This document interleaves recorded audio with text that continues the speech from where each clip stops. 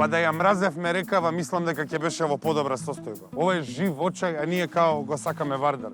Со години седи вака, со децении е прљаво и мора конечно да се исчисти реката и да се изгради прочистителната станица за сите отпадни води.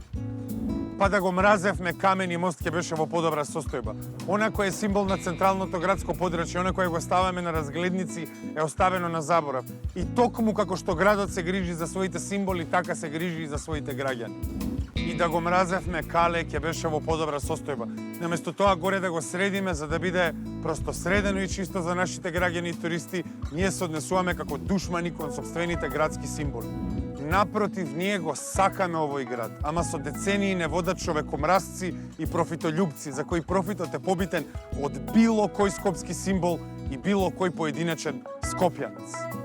Затоа оваа наша приказна мораме да издигнеме на ниво на одговор, за заедно да се ослободиме од овие притисоци. За Скопје сега. За окружи број 6. Амар за Скопје.